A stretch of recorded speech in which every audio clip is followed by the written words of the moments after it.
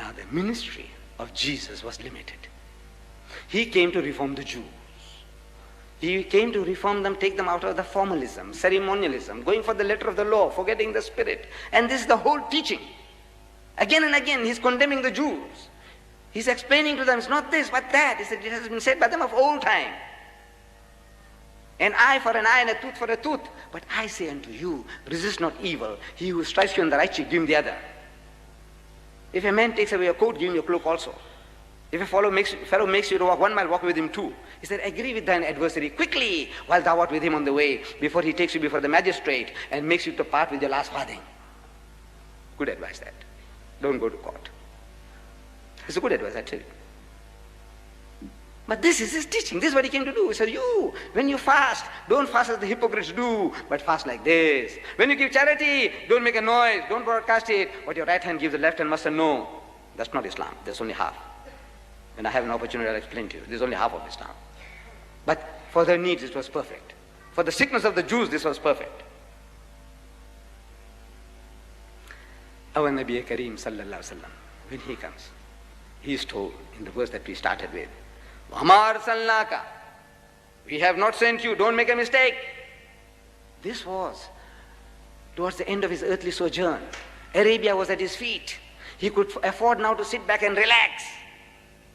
After 60 years of trials and tribulation, he can now sit back and relax. It was only a question of polishing up the ummah. That's all. Job was done. Not for him. Allah sends his messenger, Jibreel, tells him, وَمَا أَرْسَلْنَاكَ إِلَّا كَافَّةً لِلنَّاسِ. He said, we have not sent you, but as a mercy unto the whole of mankind. Bashiran, as a giver of glad tidings, وَنَذِيرًا, and as a warner. وَلَكِنَّ أَكْثَرَ النَّاسِ لَا يَعْلَمُونَ. But the majority of mankind, the bulk of mankind, still don't know.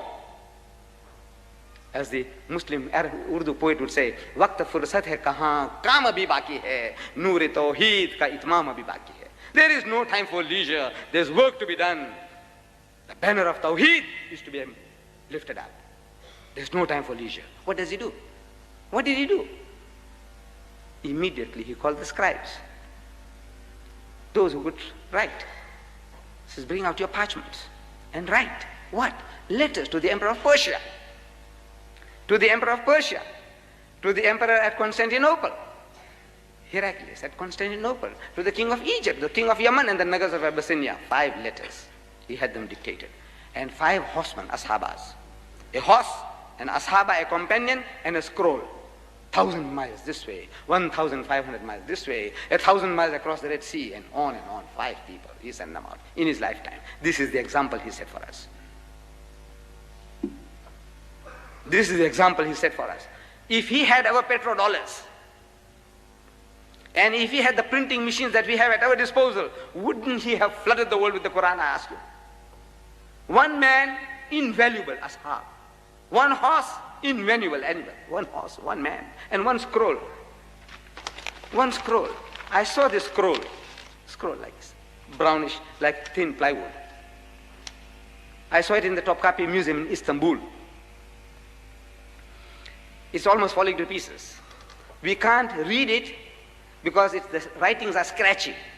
You know, we are used to nice, bold hand, round hand writing, like this one of Yusuf Ali, nice, bold handwriting. It's easy for us with the fatha, kasra, dhamma, the vowel points. But the Arabs didn't write the vowel points. They understood their own language. They wrote without the vowels, zabar, zer, pesh. We say dhamma, fatha, kasra. They didn't write that. So it's hard for us to read. But side by side, they have got a transcript in ordinary Arabic, the Arabic that we read. And you can read, Bismillahir Rahmanir Rahim, in the name of Allah, most gracious, most merciful. From Muhammadur Rasulullah to Heraclius, the emperor at Constantinople. I invite you to the religion of God. Accept it and be benefited. Then another verse from the Quran, قُلْ يَا أَهْلَ الْكِتَابِ, say, O people of the book, O Jews and Christians, ta'alaw, come. إِلَىٰ كَلِمَةٍ سَوَاءٍ بَيْنَنَا وَبَيْنَكُمْ, that we come to common terms as between us and you. أَنْ لَا نَعْبُدَ إِلَّا اللَّهِ, that we worship none but Allah. وَلَا نُشْرِكَ بِهِ شَيْئًا, and that we associate no partners with Him. وَلَا يَتَّخِذَ بَعْضُنَا بَعْضًا أَرْبَابًا مِّن دُونِ اللَّهِ, and that we do not take from among ourselves lords and patrons other than Allah.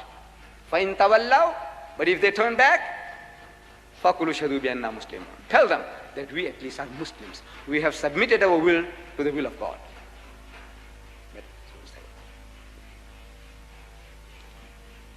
We have submitted our will to the will of God. This is the example he set us. Immediately he set in motion a process of delivering the message to all. The whole known world around him. Messages were sent out in his lifetime. This is the example. You look at the life of Jesus. In his lifetime, he never preached to a single non-Jew. He never converted a single non-Jew. Among the 12 disciples, not one was a non-Jew. The disciples of Muhammad sallallahu alaihi wasallam, Salman Farsi, the Persian, was there. Bilal the Abyssinian was there, besides the Quraysh.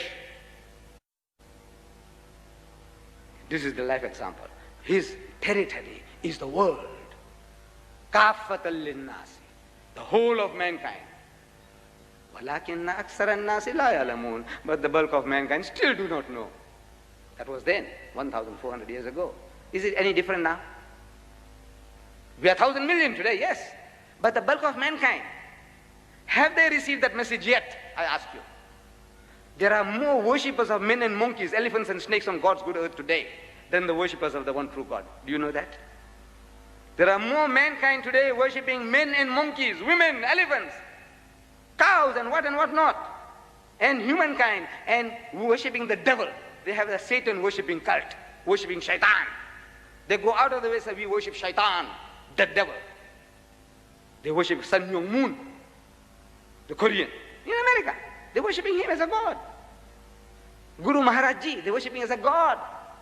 Swami Prabhupada of the Hare Krishna movement, they're worshipping as a god. Sai Baba, they're worshipping as a god. Today, after 1,400 years of Islam, the situation is no better. It's a shame on us. Wallah, it's a shame. Absolute disgrace. 1,400 years Allah is crying there. Say, وَلَكِنَّ أَكْثَرَ النَّاسِ لَا يَعْلَمُونَ. We are uttering the words, وَلَكِنَّ أَكْثَرَ النَّاسِ لَا يَعْلَمُونَ. But the bulk of mankind still don't know. But the bulk of mankind still don't know. What are we doing to rectify the situation? Nothing. We sit tight on our backside, satisfied. We go and make salat on Fridays, and inshallah we'll go to Jannah. Inshallah we'll go to Jannah. But Jannah is not that cheap. We have made it very cheap.